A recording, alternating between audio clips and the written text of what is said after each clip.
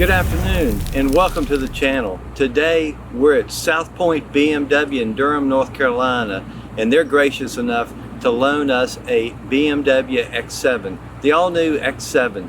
Today we're going to take my personal 2019 BMW X5 and do a side-by-side comparison with the X7.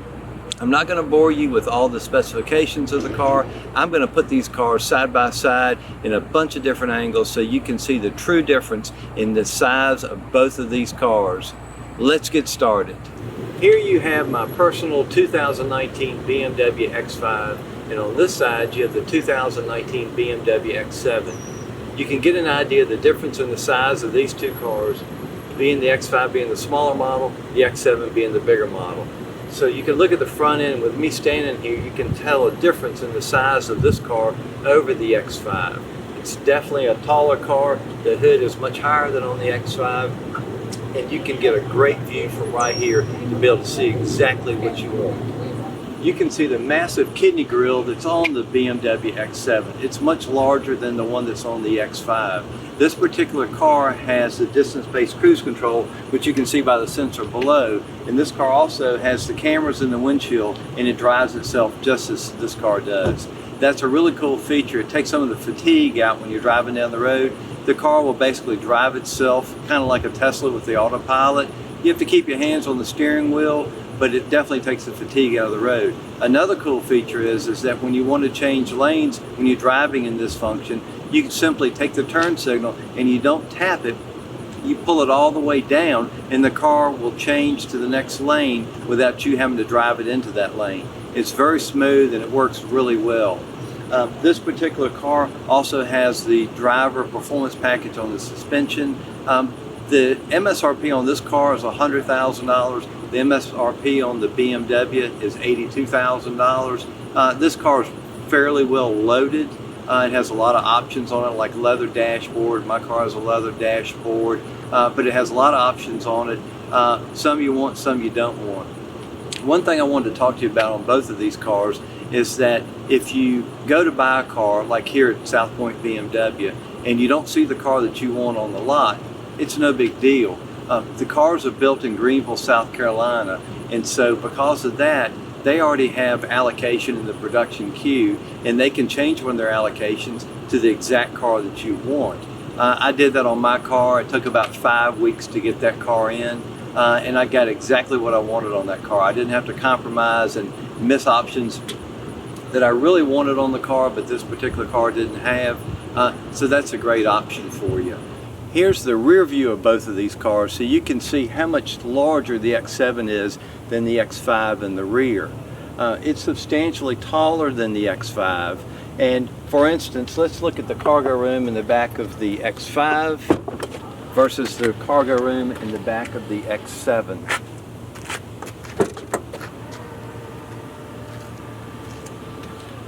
They both have the clamshell trunk openings on these cars.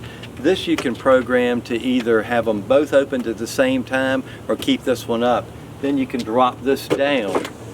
I like keeping mine up because if you have groceries in the car, even though the car has hooks in the back to hold your grocery bags, if you leave that up and something rolls out in that expensive bottle of Chardonnay that you got, you don't have to worry about it rolling out into your driveway and falling and breaking. But like I said, you can program them both ways. You can have them both open at the same time, or you can keep this one down. With the BMW X7, it comes with a third row seat. This seat you can actually use. It's got enough space you can put adults in the back and be able to take a trip with this car. The X5, you can get it as an option, but from everything that I've read, this is just for small trips for small kids. This car has actual power seats where you can let these rear seats down, and these seats will retract on their own to give you more cargo space, as well as the front seats. The front seats in this car, the second row seats are power also, and they're also power seats front to back. So when you're sitting in the car, you can adjust the seats front to back. So you can adjust one seat up, you can adjust the other seat up if you like, let them down, gives you more cargo room. And then if you've got passengers coming in the car, you can also raise these rear seats up when customers come in. The front seats, the second row, adjust up some to give it room for these to open up. And then once these open up, you can pull the headrest up so you've got an actual third row in this vehicle. It's great. You still have cargo room in the back to put your groceries back here. You have some 12-volt electric outlets in the back of the car, and all your controls are right here for this. This also has the clamshell in the back, so when you shut it, that will retract up, and this hatch will come down. It's a great car, great car. This particular X5 has the running boards as an option that also has 22-inch wheels. I want to talk to you a minute about the 22-inch wheels. The 22-inch wheels look great, and I know everybody thinks the car looks so great with those on. I had a 2018 Mercedes GLE 43 AMG that had the 22-inch wheels. The problem is that they're staggered, so you can't rotate these tires front to back. With that in mind, the rear tires on this car will probably only last 9,000 to 10,000 miles. On my X5, I ordered it with the 20-inch wheels. They're not staggered, so we can rotate those front to back. The tread wear rating on my car on those tires are 500. On these, it's 280. So you're definitely going to get more life out of the 20-inch wheels than you are out of the 22s. The other thing is the 22s are high-performance summer tires, so they're not going to go in the snow. The 20-inch, those tires are all-season tires, so you can drive in the snow with those tires. And the other difference is these tires cost about twice as much to replace as the others. So when you're thinking about speccing your car out, I would recommend going with 20 or 21s and make sure that you can get the all-season tires in those.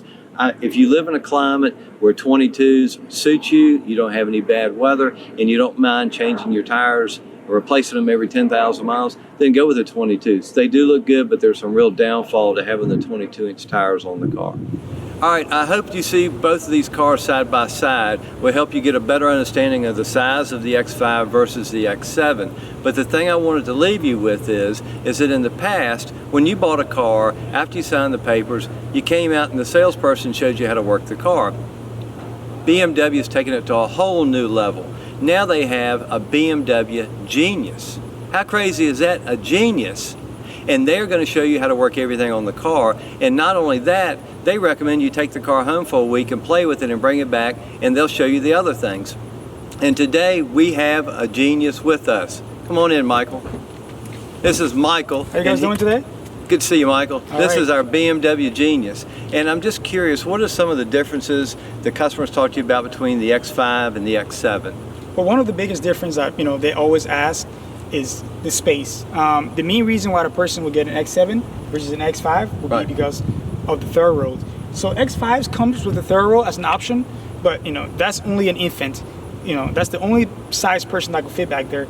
In an X7, the size is much larger. A normal size person about 6 feet can sit there comfortable for about hours, to about 3 hours of driving. Okay. And then one thing distinctly different that they always ask is the size. So the X5 is actually wider than the X7, even though the X7 is a bigger car. It's technically thinner. For the length of the car, the X7 is about 9 inches longer. So you have that room in the back. All right, interesting. Yeah. But the good thing about the X7 that I personally like is, for such a large car, it drives like a sedan. It doesn't drive like a giant SUV on the road. Right. So it gives the driver confidence to drive this, and not feel like he's driving a boat.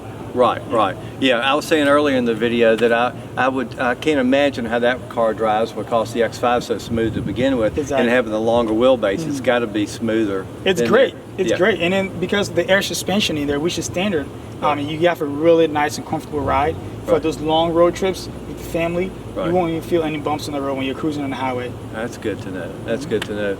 Okay, and the other thing too that I was talking to Michael about and Ed about at the dealership is this dealership is an M Sports certified dealership, and there are only two, right, in North Carolina, here in Charlotte, North Carolina. And what that means is if you're looking for an M Sport car, whether an M5, M5 Competition, M2 or whatever, some dealers might get one or two. They keep those cars in stock. So if you're interested in one of those, you need to check out South Point BMW in Durham, North Carolina. If you like this video, please hit the thumbs up button. If you're new to the channel, click the subscribe button and leave your comments below, and I'll see you on the next video.